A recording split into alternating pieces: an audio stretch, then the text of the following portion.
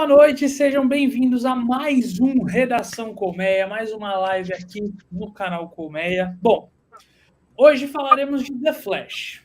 Eu vou daqui a pouquinho fazer as devidas apresentações de todos aqui, mas gostaria de pedir para vocês irem deixando o seu like, você que está vendo essa live posteriormente, assistiu o filme, não quer saber nada, quer assistir primeiro o filme e depois partir para a análise do pessoal? Bom, deixe seu like, se inscreva aqui no canal, a gente quer chegar em 1.000 inscritos, os famosos 1.000 inscritos ainda em junho, então já vou deixar aqui, esse letreirinho vai ficar rolando aqui por um tempinho. Bom, hoje comigo, nós temos uma equipe grande aqui, porque trouxe um público diverso aqui de expectativas, de terem gostado ou não do filme, trouxe um pessoal. Começando por ela, Andressa. Como é que você tá, Andressa? Tudo bem? Logo comigo. Por que será? Boa noite, galera. Tudo bem, na medida do possível, né? Tá tudo bem. Pessoal do chat chegando aí, vai deixando seu boa noite, deixando seu like. Bom, vou na ordem alfabética. Aqueles que não sabem a ordem alfabética. Well, como é que você tá? Boa noite, Murilo. Boa noite a todos aí. A expectativa tá boa aqui pro debate. Acho que vai ser bom. E eu deixei Luiz Fernando por último, Fernandão Campo Grande por último. Por quê? Porque eu quero seu boa noite, primeiro de tudo. E eu quero que você inicie esse debate. E ontem o Luiz Fernando falou assim por mim, olha, eu assisti o filme. E aí no que ele falou, eu interrompi ele e falei, eu não quero nenhum tipo de informação sobre o que você achou. Meu Deus. Vamos deixar para a live. Então eu quero seu boa noite e eu quero que você já inicie falando o que você achou de The Flash. Como vota deputado? Primeiramente, então, meu boa noite, como o Murilo já estava querendo ouvir. O que eu achei do filme foi o seguinte: como filme, ele funciona. Como filme, início, meio e fim, ele funciona. Porém, ele caiu na maldição da expectativa dentro de um universo que a gente pensou que fosse ser rebutado, se fosse ser mudado, que seria um novo ponto de completa mudança do que eles iam fazer na DC, e meio que a gente não recebeu isso. Inclusive, eu tenho quase certeza, eu podia quase que apostar, que se nós quatro aqui se juntassem e fizéssemos um roteiro de filme, a gente conseguiria fazer um filme mais interessante do que foi entregue. Então, é isso. Justo. Polêmico, tá? Polêmico. Bom, chamar o chat aqui. O Juan já podemos declarar um filme não fede nem cheira da DC? Vamos descobrir nesse debate. O Wallace tá empolgado. Porque ele mandou sábado tem churrasco com K. Isso que importa. É isso, a equipe quase que inteira do Colmeia vai estar em São Paulo para cobrir o Tudum. Então, vocês que gostam do evento da Netflix, estão interessados no evento da Netflix, fiquem aqui no Colmeia, se inscrevam, ativem o sininho, porque a todo momento, nesse final de semana, vai ter algum conteúdo nas redes sociais do Colmeia, aqui no canal do YouTube também, sobre o Tudum. Bom, o Fernandão trouxe um aspecto do filme, que é a questão do interesse, mas eu queria começar com a questão da expectativa, tá? Eu queria contextualizar, antes de tudo, que é o fator reboot. O Fernandão trouxe um ponto interessante. Pô, a gente achou que seria rebootado. E aí, sabe quando a gente teve aquela live da crítica de cinema e sobre a diferença de visão do crítico de cinema com o fã? Eu acho que só tem um super-herói, dois, na verdade, que eu não consigo desprender da questão do fã para ir sem expectativa. Homem-Aranha e Superman. Eu sempre vou com o coração aberto como fã. E o Flash eu consegui. Sem expectativa, assim, nenhuma. E eu vou fazer uma contextualização agora para a gente abrir o debate dessa forma. Com a minha pergunta ser como é que estava a expectativa de vocês. Se preparem para responder isso, já vão pensando como é que estava a cabecinha de vocês uma semana atrás, 2 semanas atrás. Mas, em resumo, The Flash está em produção desde 2014. Ele teve promessa de ser lançado em 17, 19, 21, 22 e 23. Finalmente chegou em 23.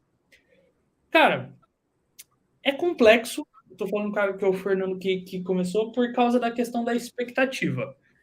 A gente esperava a questão do reboot da DC com um cara que foi anunciado como novo CEO para comandar a parte criativa da DC em agosto, ali, começo de setembro.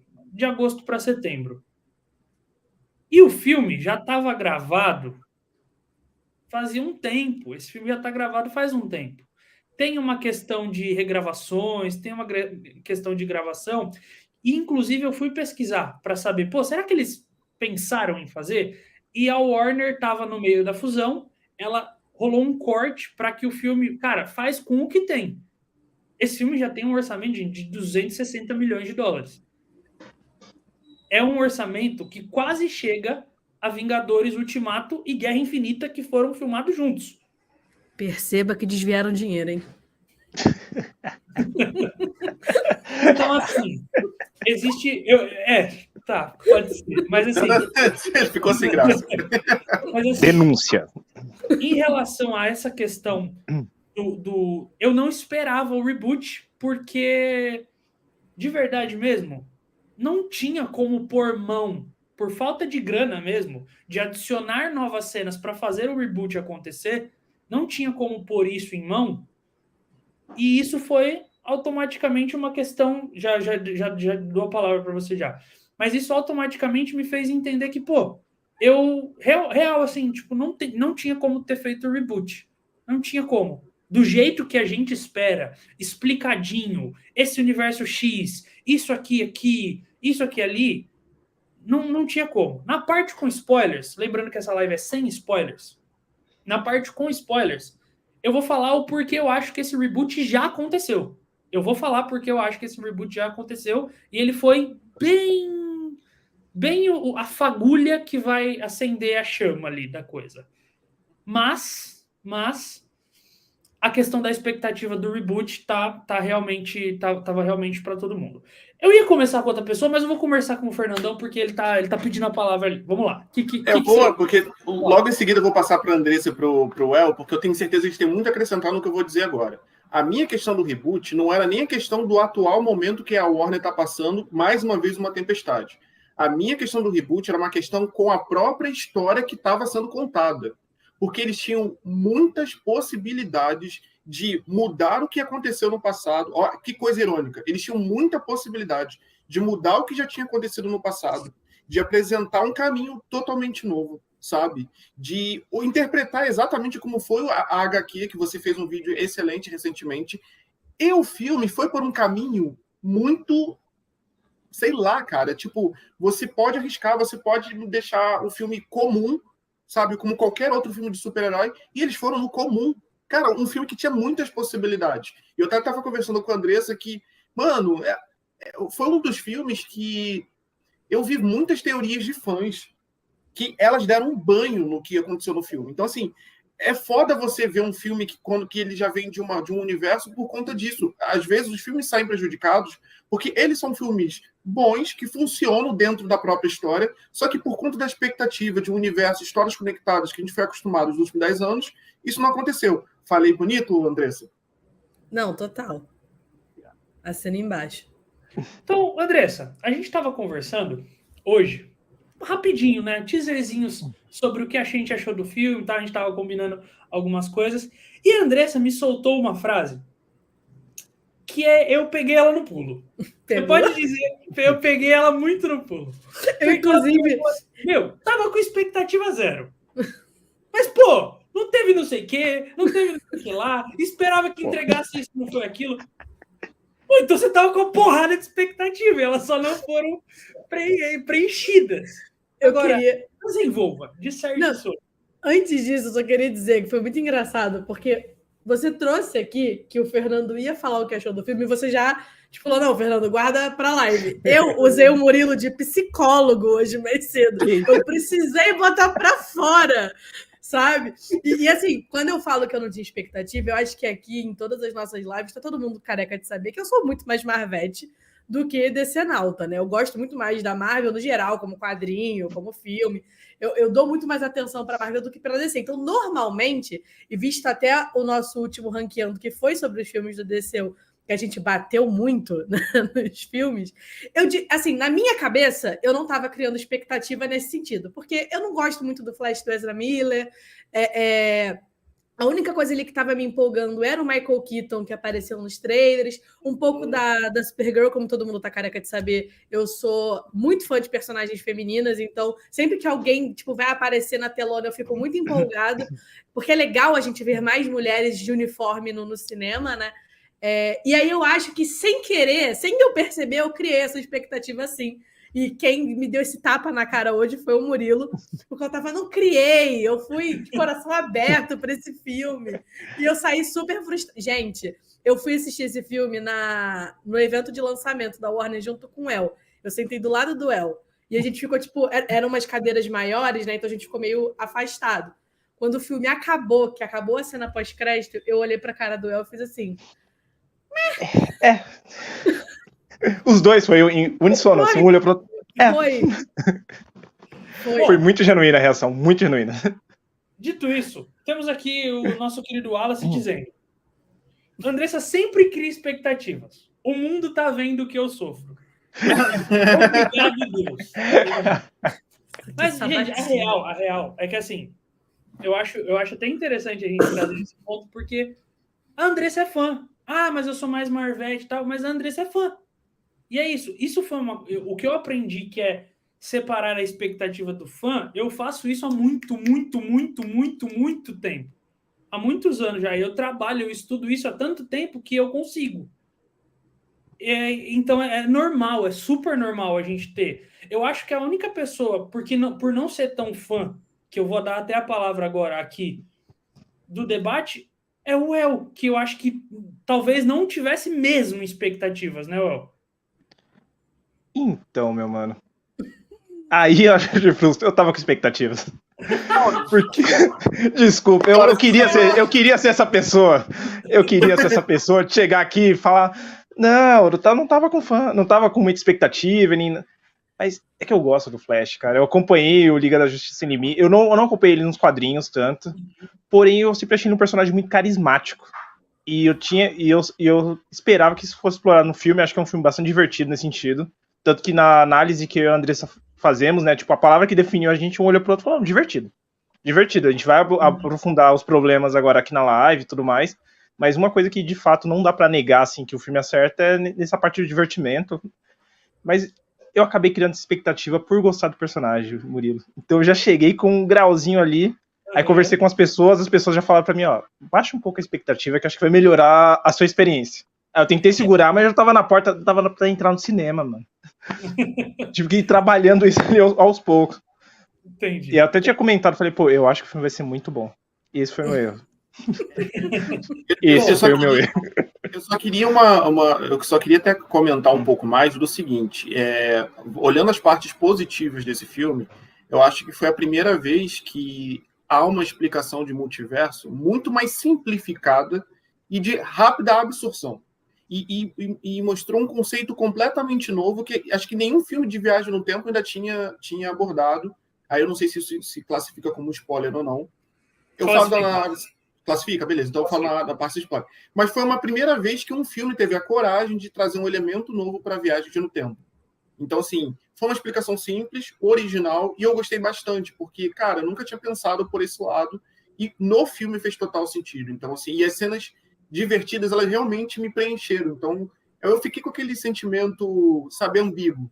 O filme não é ruim, eu falo de novo, ele não é ruim. Só que, porra, frente ao que ele poderia ter sido, cara, aí eu saí puto do cinema, foi isso. Bom, e Murilo, você foi um dos responsáveis de eu ficar empolgado. Pô. Eu vi seu vídeo lá, você falando sobre o quadrinho, desenhando, eu falei, caraca, isso pode ser absurdo. Então você tem culpa nisso. Você tem culpa nisso, cara. Tem que falar. Isso tem que ser falado. Tem que ser falado. Desculpa. Bom, a gente vai trabalhar um pouquinho agora os aspectos do filme e tudo mais, mas eu vou trazer algumas pessoas aqui no chat falando um pouquinho sobre. A Carlinha traz. Pior que para estreia aumenta a expectativa sempre porque entro no... É legal. E a Carol manda, ó, vocês caem muito no hype. Total. Aqui, a Carol, Murilo é o culpado mesmo, aprendi na raça. Desculpa. A lavação de roupa suja dos casais nesse chat. Aqui. Mas assim, Aí eu consigo, com a minha cabecinha desse tamanho, eu consigo, com o meu cérebro desse tamanho, fazer uma história melhor que os caras conseguem fazer. Olha só o que eu estava falando lá no início da live, você falou que eu estava sendo polêmico. Calma aí. Eu sempre... É até um exercício que eu tenho feito bastante para, criatividade. Eu pego os filmes que eu não gostei, principalmente esses de heróis, porque eu tenho um material base aqui, eu pego os filmes que eu não gostei e eu escrevo como eu faria. Eu faço muito isso e para mim, tipo, nunca postei, nunca publiquei nem nada. É para meu exercício próprio. E com o Colmeia eu consigo debater um pouco sobre isso. Falar, eu faria desse jeito, nos quadrinhos é assim. Eu só fiz um vídeo sobre o material base do quadrinho. Eu não criei nada. Eu olhei o quadrinho, li o quadrinho, gostei. Acho que ele tem muitos problemas, mas gostei. Fiz um vídeo e é isso. A história do material base, ela é excelente. Ela talvez seja a melhor história do Flash. Ela talvez seja a melhor história dos quadrinhos do Flash. E o filme, a gente ficou... Eu não vou me colocar na expectativa, mas a gente ficou esperançoso do filme adaptar quase que fielmente a história, porque ela já é uma história cinematográfica no quadrinho, ela é muito fácil de ser adaptada, e ela... eu lembro que... É adaptação mesmo, não é tipo reprodução, é adaptação. Ela pega elementos. Eu não li o quadrinho, mas eu vi a animação. E foi uma das melhores animações. Oi? É bem diferente. Tá. A animação, ela é muito superior ao filme. Ponto. Em termos de história, desenvolvimento de personagem. Em termos de consequências, em termos de desenvolvimento de personagem, ela é muito superior. E é chato quando isso acontece. Porque, poxa, o material base que esse filme foi inspirado, ele é superior ao roteiro. Aí eu fico, cara, como pode? Como pode? E assim, eles fizeram o melhor que eles podiam diante de tudo que aconteceu. Eu também não vou ficar crucificando o filme, porque a gente sabe que esse filme passou por muitos problemas, como o Murilo já explicou. Teve o problema da produção, teve o problema da própria Warner, teve o problema da DC Studios, teve recentemente o problema com a Ezra Miller. Então, assim, o filme sobreviver isso tudo, ainda chegar aqui, ainda ter pontos positivos a contar, diferentemente de outros que foi um completo desastre, é de se bater palma. Só que, ao mesmo tempo, eles tiveram tanto tempo para desenvolver coisas surpreendentes que eu acho que eles passaram mais tempo tentando deixar a gente animado, entregando coisas que não deviam ser entregues, do que, sei lá, sabe? Por exemplo, a participação do Michael Keaton. Hoje eu vejo que se eles tivessem simplesmente mostrado que tem um Batman ali, mas não falasse nada, mostrasse ele de costas, deixasse a gente... Cara, quem é esse Batman? Eu acho que o impacto ia ser muito mais positivo na hora que ele aparecesse na tela. Assim, caralho, aquele cara de 89. Assim, foi o que eu senti. Porque quando terminou o filme, eu falei, cara, eu já vi isso. Poxa, eu li sobre isso nesse lugar. Pô, essa cena é maneira, mas sabe? Várias partes do filme que eu poderia ter sido surpreendido, eu meio que já sabia, sacou? Você tem que criar uma oferta. Isso é uma estratégia de venda. É simples estratégia de venda. É melhor? Para o conteúdo, é óbvio. A gente tem o Hayao Miyazaki agora, que vai lançar o último filme dele. Ele é a lenda dos estúdios Ghibli. Ele vai lançar o último filme dele agora em agosto, sem dar quase... Acho que só tem um nome do filme. Só tem um pôster e é isso. Acabou. Tem um pôster. Isso é maravilhoso. Isso é maravilhoso. Cara, essa talvez seja a melhor forma de você ir consumir um filme. É você não ver nada dele. Você chegar lá e ver. Só que você precisa vender. Completamente cru, né? Só que você precisa vender. Beleza, que Batman é esse? O problema de você não mostrar esse Batman é que você vai criar mais expectativa e você tem uma gama de 7 Batmans no total possíveis para ser ali, e que, se você fizer uma conta por base, mais gente vai sair decepcionada do que feliz de ter visto o Michael Keaton. Você mostrar o Michael Keaton, você cria um hype tão grande nas pessoas para ver o filme, que você coloca no inconsciente da pessoa que ele é o melhor Batman. Sendo que ele não é. A gente sabe que ele não é.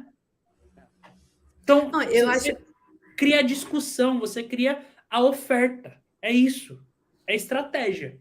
Eu acho Diga. até que, Murilo, puxando isso que você falou, acho que hoje há uma grande diferença na forma que a Marvel consegue entregar um material de divulgação, porque as pessoas já esperam algo muito positivo da Marvel, por mais que a gente tenha tido vários filmes recentemente que tenham sido trágicos, mas em contrapartida a gente tem a DC que parece que está sempre nadando, nadando e morrendo na praia. Então eu acho que faz sentido eles quererem dar um pouco para tentar atrair essa galera para o cinema, ainda mais num filme que o próprio protagonista, né, o ator protagonista, está envolvido num monte de escândalo na vida pessoal dele, que já faria naturalmente com que as pessoas desistissem de ver esse filme. Então, acho que faz sentido.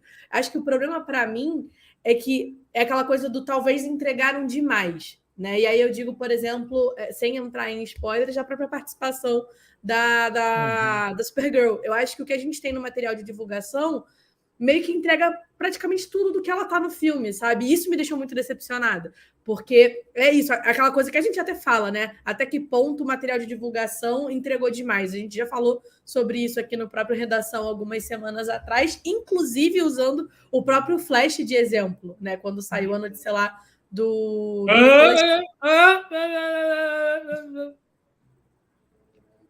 Tá. Entendi. A gente falou naquela live, aqui não tem o aviso disso. Mas a gente entendeu,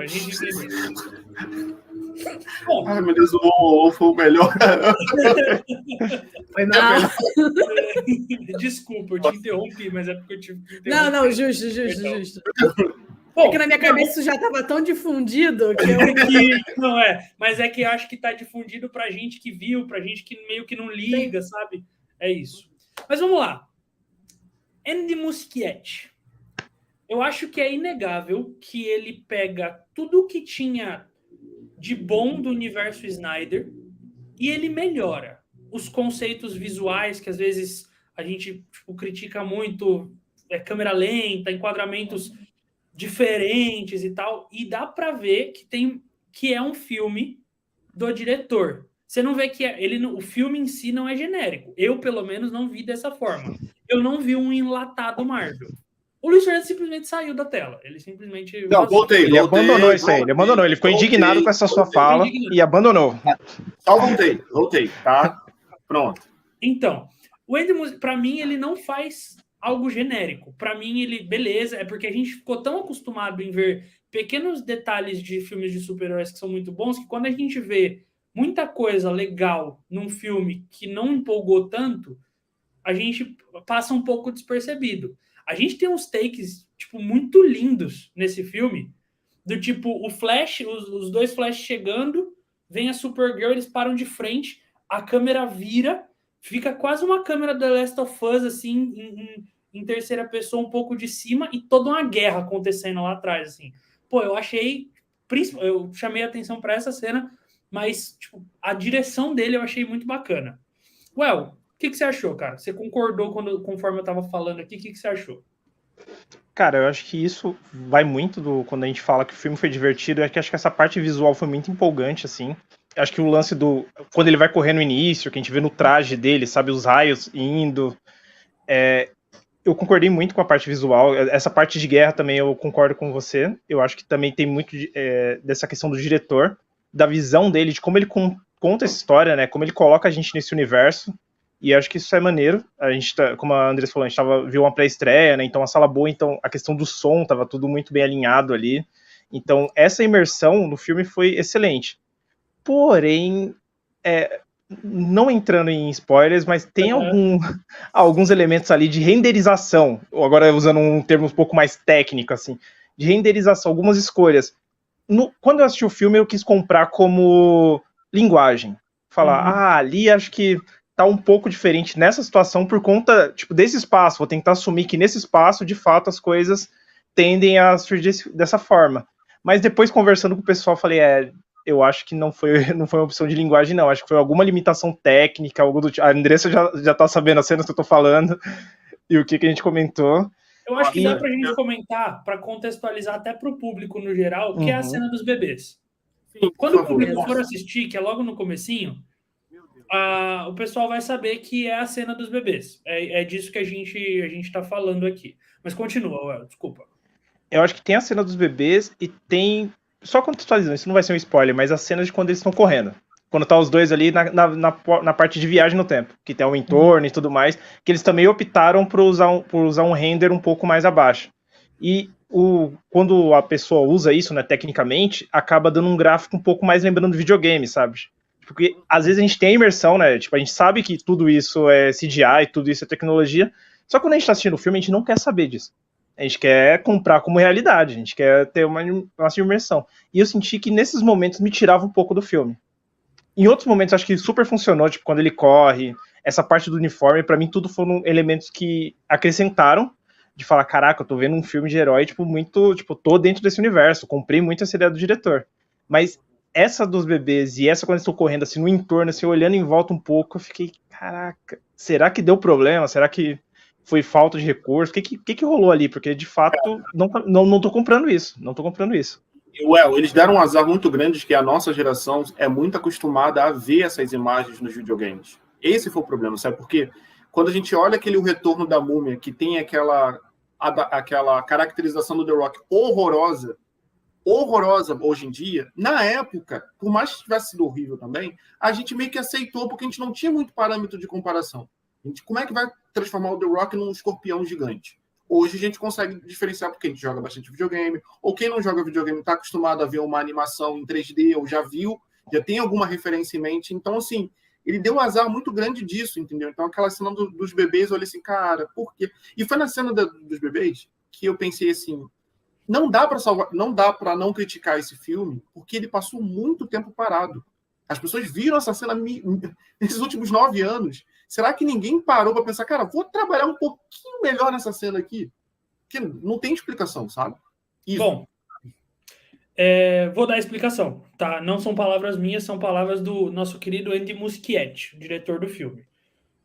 Andressa, eu queria que você comentasse antes, porque eu vou dar um contexto geral para a gente mudar de assunto. Então, eu queria que você falasse o que você achou, qual foi a sua visão.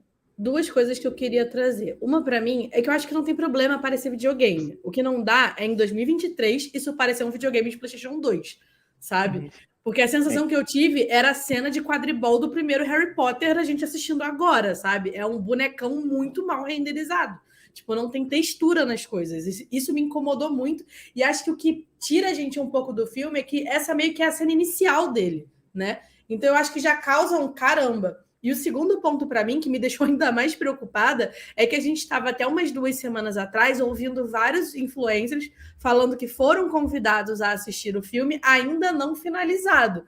E eu fiquei assim, caramba, se essa é a versão que eu tô vendo, é a versão finalizada, imagino que essa galera não assistiu há 2 semanas atrás, sabe? Tipo, É a mesma coisa que eu senti. A mesma coisa. Bom, vamos lá. O Andy Muschietti, estou pegando aqui o artigo, é da Discussing Film. Ele diz sobre as questões do CGI do filme. Ele sabe que tem algumas coisas que ficaram bem abaixo mesmo, só que ele dá algumas explicações e eu vou pegar as explicações do que a gente trouxe em pauta, tá?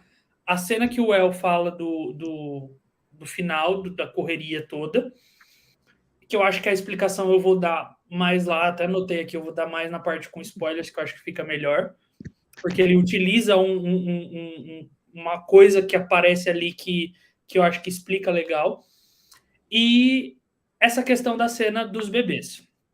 Para quem for ver o filme, a gente vai estar falando porque essa cena acontece, ela inicia com 7 minutos de rodagem, ela inicia com 7 minutos de filme. A intenção dele aqui para essa cena era cômica. Então, ele não queria que as pessoas tivessem um mínimo de preocupação com os bebês. Porque, querendo ou não, é uma cena perigosa, algo perigoso. E ele não queria que as pessoas tivessem um mínimo de preocupação. Ele queria que as pessoas rissem. Tipo, esquecessem o fator realidade da coisa e partissem para uma questão mais... Isso é cartunesco porque ele tá passando por uma situação absurda. Tanto que tem o cachorrinho lá, que tipo, a carinha dele é bem cartunesca, se você for parar para ver. A cena dos bebês também, tipo, algumas caras, as bocas que eles fazem são bem cartunescas. E ele queria isso. Que fosse uma coisa, tipo, Cara, Comentário da Carol. eu não estou falando, eu aprovo, tá? Desculpa, eu já falei. Palavras do Andy Muschietti. Eu tava super prestando atenção quando você Eu tava te acompanhando, mas a Carol agora, à distância, não Mas gosta. eu preferiria algo mais real. Eu acho que isso é uma boa desculpa, mas é uma desculpa para mim. Eu acho que é até um jeito de falar, pô, tá ruim porque a gente pensou assim, assim, assim. A resposta, a explicação dele, certa ou não, concordando ou não, é que a ideia era trazer algo cartunesco, era trazer algo que tirasse a preocupação do espectador com o filme. Diga. Olha só, olha a desculpa que o cara me dá. Vários bebês em situação de risco e você não quer que a audiência se preocupe com isso. Era para ser engraçado. Era. Não dá, não cola. Cara, mas aí a cena não é... Quem tá contando a história é o cara, não é você. Você quer uma coisa que ele tá contando diferente. Eu sei, eu entendo, mas tipo, a desculpa que ele deu, né, seguindo a lógica, ela não faz sentido, porque se tudo mais que seja cena seja cômica, foi feito para ser cômica, como é que você não vai prestar atenção em bebês, cara? Como? Assim, desse jeito, colocando eles bem fora da realidade. Essa é mais aceitável. Para mim, essa desculpa cola mais e faz mais sentido do que a outra. A outra eu só vou falar na parte com spoilers. Mas essa eu entendo. Pô, o filme é um filme... Convenhamos, gente, ele é um filme de comédia. O artifício super-herói, o artifício drama que tem ali, eles são subgêneros dentro do filme principal, do gênero principal do filme, que é comédia. Ele é um filme cômico. E ele se assume isso. E eu acho que ele funciona nesse aspecto. Isso. Vários momentos na sala, pelo menos que eu tava, tipo assim, tinha a galera rindo, eu também ri, tipo, eu acho que ele funciona bem nesse aspecto, ser comédia. Então, assim, eu particularmente, nessa, a Carol fala do pano, e nessa eu não passo o pano totalmente, mas eu entendo ele. Quando ele diz que, pô, eu queria isso e tal, o Fernando traz uma visão interessante, eu gosto disso. Porque ele fala, como que você quer que eu não me preocupe com bebês? E o próprio filme te responde isso. Mostra, evidencia que eles não são reais. Mostra que a situação de prestar atenção mais importante dentro da cena não é dos bebês. É de toda a ação, toda a passagem que o Flash tem que fazer pro final da cena. Só pra fechar esse assunto, o que mais me chocou nisso foi uma transição, no qual a gente vê um bebê de CGI, de repente tem um elemento lá que eu não vou falar que é legal, e abre e de repente vê fica real, ali eu fiquei, opa, ali foi onde me tirou. Porque até então eu comprava a ideia dele do tipo, beleza, ele tá assumindo que esse universo dele, aqui esses bebês vão ter essa forma, e ali eu comprei essa ideia de, tá. Mas quando tem essa transição, fala, aí a Carol traz um ponto importante que é legal. Eu sei que a visão dela é diferente do que eu vou falar, mas ela falou, não se brinca com criança e cachorro. Eu acho isso interessante, e eu acho que se você encontrar uma linguagem que dê para brincar, mostrando que a falta de preocupação ali na cena, na verdade, a preocupação, ela precisa ser descartada, pô, acho bacanaço, sabe? Tipo, pô, eles são cartoons, eles são literalmente o bebê do filho do Máscara, eles são basicamente... Eu tava pensando a mesma coisa. Eu tava pensando a mesma coisa. Eles são basicamente todos os bebês iguais, e é isso, e é porque é assim. Pra mim, de boa. Gente, eu só preciso adicionar uma coisa pra mim. Independente de efeito, de CGI, se era pra ser engraçado, se não era. Eu fico pensando como em tantas sessões de teste, num filme que estava sendo produzido há quase 10 anos, ninguém virou e falou assim, gente, essa cena é extremamente brega. Por que a gente não tenta fazer algo diferente? Porque o CGI pra mim não é o pior na cena, é que ela inteira pra mim, eu fiquei tipo, por quê? Eu só ficava assim, olhando para o que está acontecendo. Ele me tira do filme logo no início do filme, sabe? Exato. Foi isso. Podia ser uma cena muito mais simples, não precisava ser, tipo, né? Como ela foi construída, que ia dar a dimensão do poder do Flash. Entendeu? E engraçado que isso já tinha sido feito, por exemplo, no filme da Liga da Justiça, do Zack Snyder, e inclusive naquele coisa horroroso do Joss Whedon, entendeu? Já tinha mostrado o quão veloz e o quão poderoso o Flash era. Não tinha necessidade de fazer aquilo, cara. A gente já sabia, enfim. Vamos dar Não, e eu quero só trazer uma coisa aqui, e aí eu vou ter que ser a Marvete chata e trazer um filme que ninguém gosta. Mas Eternos faz isso muito bem na representação da velocidade da Macari. Porque ela vai cruzando tipo, vários países ao mesmo tempo e você vai vendo o fuso horário mudando. Você vai vendo virando dia a noite, tão rápida que ela é. E eu acho que eles até conseguiram fazer um pouco isso naquela cena inicial que a gente vê ele correndo, né, para outra cidade. Eles meio que dão ali um pouco isso. Eu acho que dá para mostrar como Cara, a parada para mim que mais mostra o Flash veloz é o negócio dele vibrando as moléculas, cara. É esse nível de velocidade dele, sabe? E, tipo, não precisava... ali foi... E, assim, só abrindo um parênteses, que vocês sabem que eu sou muito chato com esse negócio de ciência, quando essa cena apareceu e eu vi, sabe, eu falei, meu Deus do céu, isso aí é ciência pura, meu pai, finalmente ciência como entretenimento. Foi ótimo. Agora vamos, Murilão. Bom, vamos lá. O Miller traz um ponto aqui. Ele diz que ele concorda com a Andressa Macari, rainha, melhor velocista do cinema. Visualmente, ela é a mais bonita mesmo, assim, na questão da coisa. Eu acho que, perdão, cena de velocista é Mercúrio e Sweet Dreams. É bem maneira, assim, é cena de pura diversão. O Miller também traz um ponto que é: boa noite, pessoal. Tem uma questão. Existiu mesmo uma versão final do filme e uma inacabada, ou foi tudo a mesma coisa? Eu tenho um amigo que ele viu a versão inacabada do filme, tá? E a gente estava até conversando hoje sobre, porque eu falei, a gente estava conversando sobre essa questão da linguagem, principalmente da cena dos bebês, e ele fala assim, cara, a versão que eu vi, que foi a versão inacabada que ele viu lá no dia 5, no dia 7 de junho, ele falou, ela é 20% melhor. 20% melhor não, 20% pior. Existiu uma pequena evolução. Ele falou que o ato final do filme, ele foi o ato que mais melhorou.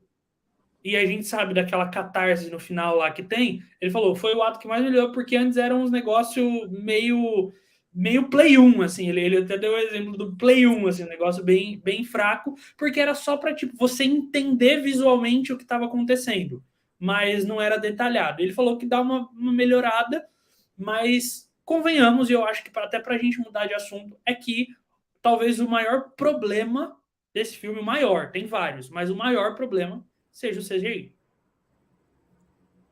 Concordo. Não é. Ponto. Não, Concordo. Eu discordo. Por quê? Não, mas eu só vou poder falar na parte com spoiler. Tá. Beleza. Bom, queria trazer uma pergunta a vocês, porque esse filme me perdeu. Tá? Esse filme, em algum momento, ele me perdeu. Eu queria saber de vocês se esse filme perdeu vocês em algum momento. E se sim, se tipo aquela hora que você falou, pô, mano, tá, beleza, tava legal, mas a partir desse ponto, me perdeu. A palavra é essa. Diga. Nos bebês. Sacanagem. Que isso, cara? Não, calma. Desenvolva. Não, eu tô brincando. Qual foi o momento? Cara, é que é difícil falar isso sem spoilers, mas eu acho que a partir do momento que a Supergirl entra, Tá. na própria construção do que o filme vai te dando, eu tava esperando uma baita entrada, e aí meio que você acha que aquilo vai subir, sabe? Você tá esperando que aquilo vai subindo cada vez mais e ele desacelera. Então, tipo, você tem um momento que era para ser o grande clímax do filme, e, tipo, aquele não é o clímax, tem um outro clímax e, tipo, ele continua meio fraco, assim, para mim. Então, tanto que o filme acabou e eu fiquei assim, gente, não tá faltando alguma coisa? Tipo, esqueceram alguma cena aí, não? Tipo, eu fiquei com essa sensação, sabe? Quando o filme fecha. Não, você. Cara, me perdeu depois da cena pós-créditos. Não, acabou. Mas aí já foi. Não, é sério. Sabe por quê? O filme, ele meio que não termina no final, né? Ele não termina no final. Aí os impactos das ações do filme, ele não termina no final. Para mim, eu entendi por que o filme foi feito, e o A e o B é a cena pós-crédito. E quando terminou a cena pós-crédito, eu falei, cara, sério? Cara, eu real, assim, eu discordo muito. Eu discordo num nível absurdo. Sério, mas eu falei, sério que foi isso? Que tipo, do A, o ponto A ao ponto B foi pra gente chegar aqui? Não. Well, queria você. Que momento? Cara, eu acho que foi só o CGI. Eu concordei muito quando você falou da questão do CGI, porque eu acho que esse foi o momento que me tirou. Ali foi o momento que fez perder, porque eu acho que, tipo, quando a gente entrar na parte de spoilers, eu acho que tem muito. Tipo, a gente tá falando muito, assim, do acerto. Mas eu acho que é que o filme não foi horrível, sabe? O filme tem muitos acertos, tem muitas coisas ali que eu falo, pô, eu gosto disso, sabe? Eu não vou poder especificar agora por conta de spoiler, mas ele toma algumas decisões ali que eu acho que são muito positivas, que fogem um pouco ali da curva, né, de algumas histórias que a gente tá habituadas, assim, a finais que a gente espera, né, então algumas decisões que eles tomaram ali eu gostei, e eu fiquei pensando muito aqui, remoendo muito, assim, pra tentar achar algum momento chave, assim, que de fato tivesse me tirado do filme e não encontrei, e acho que isso é positivo, mas trazendo pro lado negativo, mas também não teve nenhum outro momento que eu falei, caraca, que filme bom, ou que me desse uma catarse ali no cinema. Eu acho que faltou isso. Tanto que acabou o filme, tipo, teve um mini aplauso, tipo, meio xoxo, assim, eu falei, é isso, parece que faltou um momento mais de catarse. Eu acho que foi isso mais que eu senti do que algo que me tirasse de fato do filme. Sobre a questão do Fernandão, eu acho que vai muito da questão da expectativa que você tinha, principalmente do reboot. Você fala assim, pô, esse filme ele não acabou, né? Tipo, esse filme ele não tem encerramento, a cena pós-crédito pra mim, pô, cara, a cena pós-crédito, ela é e ela sempre foi teaser de futuro ou uma piada pro filme. Mas nunca foi uma resolução do filme. Ela nunca foi. Então, eu acho que pela primeira vez, essa cena pós-crédito acabou sendo o encerramento do filme. Porque Cara, o filme ele não termina. Por que ele não termina? Deixa eu entender essa visão sua. Por que ele não termina? É por isso que eu falei, a gente vai ter que ir para a parte dos spoilers, porque eu vou ter que falar o que o filme desenvolve, eu vou ter que falar o que acontece no filme, porque o filme, de fato, pelo menos assim, onde eu assisti e as pessoas também, algumas tiveram a mesma percepção do que eu, o filme termina na cena pós-crédito. É o fim dele na cena pós-crédito. Não é na cena final, não é naquela primeira cena pós-crédito, é na última. Pra gente terminou ali. Deixa eu anotar isso, porque a gente vai debater sobre rapidinho. Juan, uma só, tá? Uma única cena pós-crédito o filme tem. Ele estava sendo exibido com duas e a outra cena tá dentro do filme e só na parte de spoilers mesmo que a gente vai poder falar sobre as duas cenas pós-créditos. Próximo tema. Talvez o tema mais polêmico aqui. Polêmica. Aqui tem informação. Mas assim, pode falar o que for, mas o Ezra Miller é um grande ator. Pode falar qualquer coisa. Qualquer coisa. O Ezra Miller, ele funciona na comédia, ele funciona no drama, ele funciona em... Tá até ligando agora ele aí, ó. Ele tá me ligando pra agradecer. Ele vai ligar pra agradecer. Ou pra me espancar. Pode ser essa possibilidade também. Mas assim, cara, é bizarro. Eu achei até bizarro, assim. É bem bom mesmo. Fernandão, vai lá, pode ir lá. Andressa. Tem que avisar ele que o telefone foi aqui em casa. Não. Se ele foi atender, foi aqui em casa. Andressa, o que você achou da atuação dele? O que funcionou? O que você não gostou? Cara, é engraçado porque a gente fica um pouco naquela dualidade, né? Porque é um cara que ninguém mais vai com a cara, né? Por todas as merdas que ele fez. Mas é inegável, ele carrega o filme nas costas, gente. Assim, não dá. Todo aquele tino ali de comédia, foi o que você falou, ele funciona na comédia, ele funciona no drama. Você vai sendo carregado por ele ao longo do filme. E é interessante, porque aqui a gente tem o filme inteiro, essa dinâmica dele junto com o outro ele, sabe? E isso é muito bem construído, porque são dois Barrys totalmente diferentes. E isso é muito bem feito, porque você consegue enxergar... tipo assim, eu tenho a sensação... Eles têm dois cortes de cabelo diferentes, né? Para meio que diferenciar aí um do outro. Mas eu tenho a sensação que se eles estivessem usando a mesma roupa e o mesmo corte de cabelo, ainda assim eu saberia qual Barry é qual. Sim. Isso, para mim, ele já demonstra na cara uma boa atuação, sabe? Então, assim, eu Odeio ter que dar o braço a torcer, porque ele é um merda, mas ele, assim, ele brilha o filme inteiro, não dá. É muito bom que ele entrega.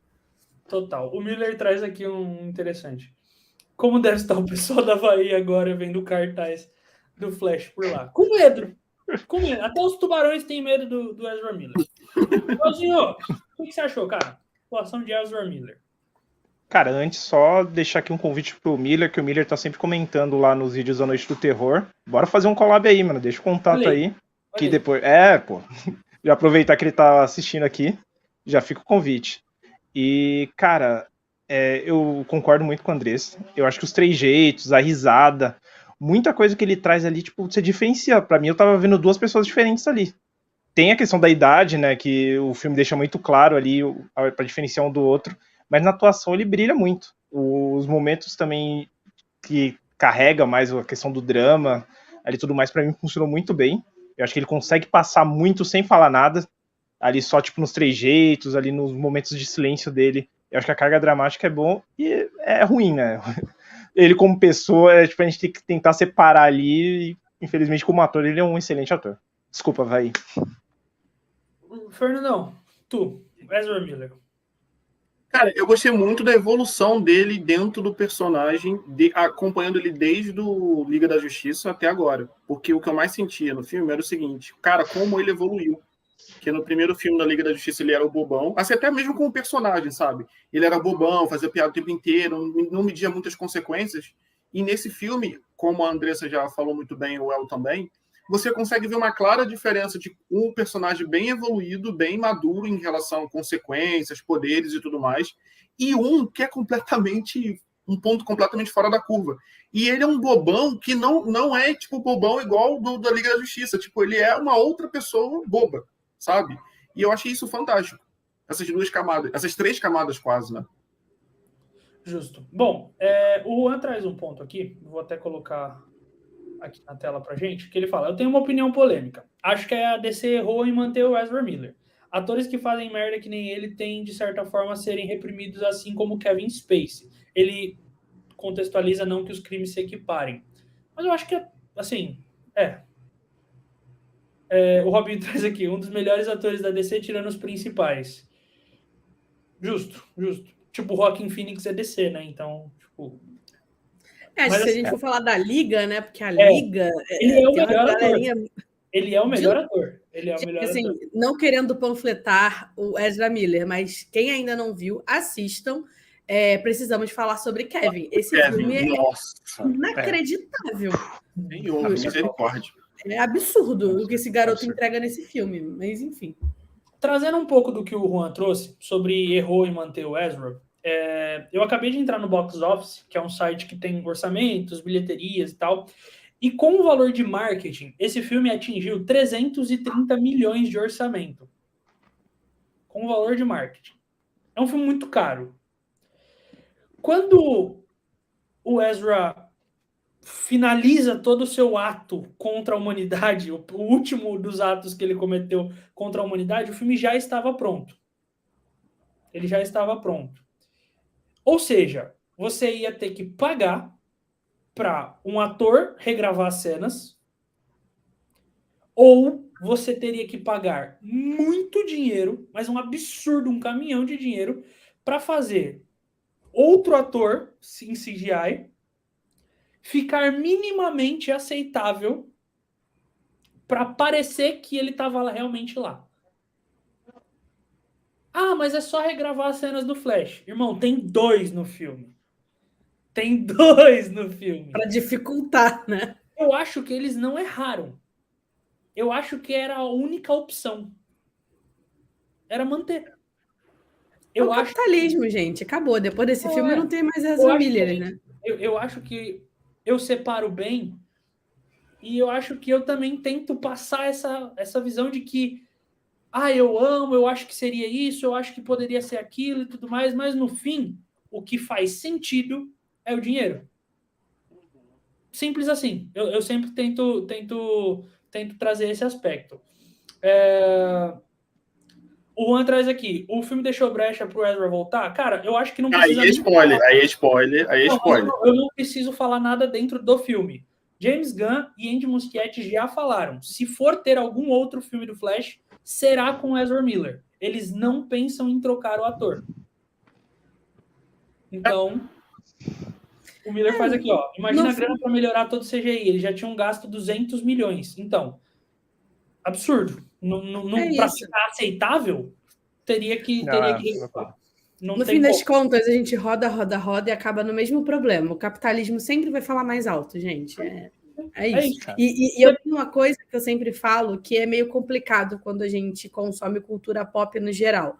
Hollywood é extremamente problemática. Tipo, se a gente começar a cavucar, a gente não salva um ali, porque um já falou alguma merda 10 anos atrás, ou cometeu um crime semana passada. E eu não tô falando isso pra gente passar pano para essas pessoas.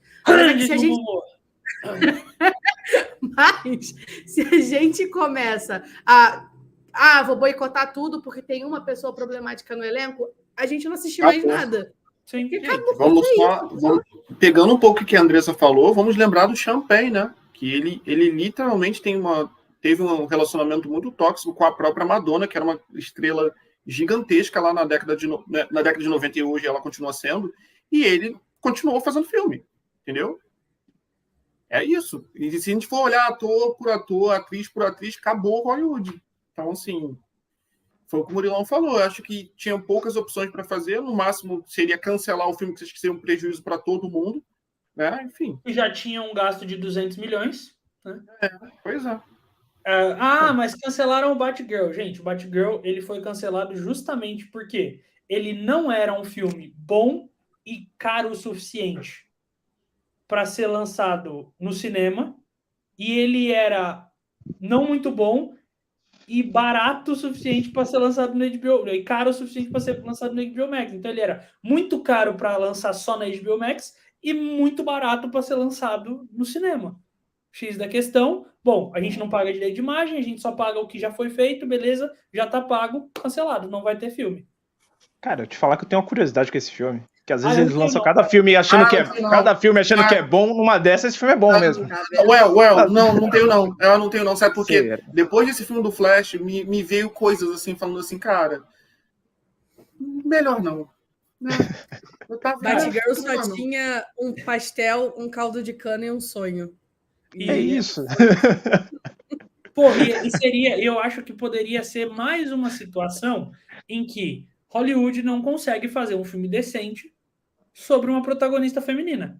Para mim, de todos os filmes de herói, de todos os universos de herói, a gente tem um filme muito bom, beirando o ótimo, de uma super-heroína, cara. Que é? Mulher Maravilha.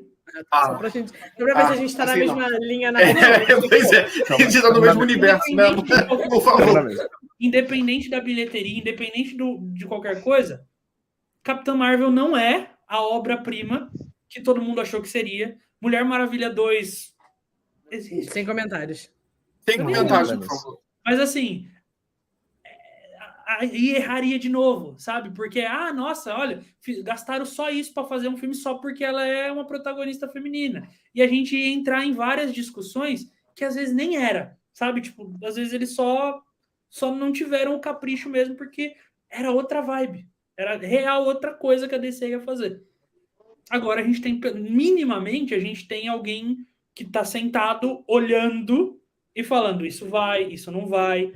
Mas, pô, fez muita merda. Cara, tem alguém sentado programando. A gente não tem como ser pior do que era antes. Que era um montoado de produtor que não entendia nada, tentando fazer dinheiro e não conseguindo. É isso, assim, esse é meu pensamento. Bom, última pauta sem spoilers. E aí elas vão entrar um pouquinho, já para dar um teaserzinho de spoilers. Michael Keaton e Sasha Calle. Eu vou começar com a Andressa, porque a Andressa já disse que uma das participações deu uma decepcionada nela. E eu queria saber o que você achou. O que você achou dos dois no filme, que são, tecnicamente, ali, coadjuvantes principais do filme. E é bizarro, porque o Ezra Miller é protagonista e coadjuvante ao mesmo tempo, mas os dois são esses coadjuvantes que ajudam a trama a se mover e não roubam o brilho do Ezra Miller em nenhum momento do filme. Esse filme continua sendo um filme do Flash. O que você achou das participações? Eu acho que a Sasha tá muito bem no filme. A minha reclamação é pura e simplesmente por não ver tipo, esse desenvolvimento maior da personagem dela. Ela principalmente parece mais um acessório na trama que não é bem explorado. Não, Deus e assim, exato. Muito obrigada. É isso. Ela tá ali de enfeite, e o que é muito triste, porque ela tá muito bem no papel, e eu queria ver mais dessa personagem. Mas o Michael Keaton, para mim, ele tá, assim, excelente. Todo momento que ele aparece... É aquilo, eu acho que ele não rouba a cena, como você falou, porque o filme continua sendo do Ezra Miller, né, do Flash. Mas ele tá muito bem. Inclusive, a entrada dele no filme me surpreendeu positivamente, né? Aqui, sem entrar em spoilers, mas a primeira cena que a gente tem com ele é divertidíssima, e eu não tava esperando algo nesse nível, assim. Então, foi, para mim, uma surpresa muito boa, esse início dele. Justo. Fernandão, você que estava com as expectativas para a participação do Keaton. Cara, primeiramente porque eu sempre gostei de ver os filmes do Batman na sessão da tarde, então, assim, eu tenho uma conexão emocional com aquele Batman, né? Então, tanto quando ele enfrentou o Coringa, que era o Jack Nicholson, que é uma das melhores interpretações de Coringa, quanto quando foi contra o Pinguim, Mulher Gato, e a sensação que passou para mim nesse filme é que como será que o Batman daquela época está hoje? E ele não perdeu nada do que ele tinha entregue lá na década de 80, no final da década de 80 e tudo mais. E eu acho que foi muito... Cara, sabe o que não digo que faltou? Para mim, eu acho que eu teria mais uma explosão de alegria se tivesse aparecido a Mulher Gato da Michelle Pfeiffer. Aí seria uma explosão de... o spoiler, cara. Tu tá falando que alguém não aparece. Mas isso daí não... Tá. Não. Tá, gente, foi mal. Sério. Apagando tudo que eu falei. Foi mal, desculpa. Mas assim, era como... O que será que o Batman daquela época está fazendo agora? Então, assim, esse filme conseguiu me entregar e isso eu achei sensacional. O que a Andressa falou sobre a Supergirl, eu senti falta de mais dela, sabe? Sobre mais história dela. Porque, assim, cara, olha a forma como ela aparece na história. Tipo, tinha potencial de você desdobrar aquilo em 1000 possibilidades. Ou não, ou pelo menos entregar um pouco mais do... Sabe? Na parte com spoilers eu vou poder explicar melhor sobre isso, não vou falar mais. Mas, cara, eu senti mais falta de mais coisas sobre ela. Foi um personagem muito interessante que talvez não tivesse tanto espaço, mas, como você falou, Murilo, a estrela desse filme com certeza é o Flash, e, enfim, e é isso. Bom, Leozinho, antes só do El falar rapidinho, eu acho que a minha opinião rápida sobre o assunto, porque eu não tenho muito o que falar das participações, mas rapidinho, El. Cara, pra mim, eu acho que tudo é na dose certa. Eu acho que a Supergirl real, assim, foi assim que ela apareceu, entrou o que o Superman traz, a esperança. Puta, agora a coisa vai andar mais, assim. Querendo ou não, o primeiro ato do filme é longo, o desenvolvimento dele é lento, as coisas elas são expositivas, explicativas e tal. E aí, quando ela aparece, eu falo, meu, é agora. Agora vai ter um baita plano, agora vai ter um... E não tem, é simples. E o que o Fernandão falou, eu entendo ele, mas eu também entendo que dá mais espaço para ela, mais coisa para ela fazer, tira exatamente o que o filme tem de melhor, que é o protagonismo do Flash. A gente sempre reclama que às vezes o filme é de X personagem, mas tem outro personagem que vem e o filme é dele. Tipo Capitão América 3, que o filme é do Capitão América, mas tem um monte de Vingadores e principalmente o Tony Stark ali roubando o protagonismo do Capitão América.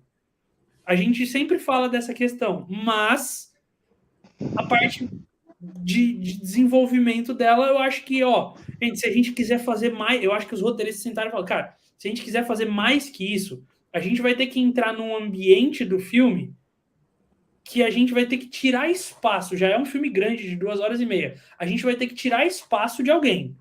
Pô, a gente não vai tirar espaço do Michael Keaton. Desculpa. A gente não... E eles estão certos em pensar isso. Tipo, trouxeram o cara de volta para tirar a coisa dele. A gente vai ter que tirar do protagonista? Não. Então vamos ligar pontos mas o caminho de ponto A até ponto B talvez não seja o melhor.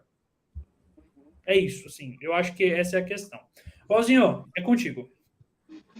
Cara, eu acho que é muito boa essa sua explicação. Eu confesso que eu senti, tipo, eu discordo um pouco porque eu sinto falta de mais tempo de tela da personagem feminina, né? Esqueci, caraca. Sasha Cale. Isso, Sasha Calle. Eu acho que ela deveria ter mais tempo de tela. Porque, como a Andressa colocou, tipo, ela é uma personagem interessante, ela tá muito bem no papel, então chama atenção, então a gente quer ver mais daquilo, então acho que por isso que causa a sensação. O Michael Keaton, tipo, é indiscutível, é o que a galera falou, tipo, ele tá muito bem, ele entrega esse Batman mais velho, né, tipo, não dá, é uma zona meio delicada, assim, tipo, se eu falar as qualidades dele, eu posso dar algum spoiler ali do que rolou, de como ele é inserido no filme, mas ele funciona ali na parte de comédia, ele funciona ali, tipo, ele me convence que é um Batman, sabe? Tipo, eu tenho a questão da nostalgia, eu também gostava muito dos filmes da Sessão da Tarde com ele, eu cresci vendo aquilo, então rever ele no cinema ativou a questão da nostalgia comigo. E o único ponto é essa questão do tempo de tela mesmo, é isso. Justo. Bom, vamos lá. A partir desse momento, a live, para quem quer ver o papo sem spoilers, ela acabou. E ela acabou com a nota do pessoal. Então, Andressa, que nota você dá pro filme? 5,5. Justo. Welzinho, nota? 6. Justo. Fernandão?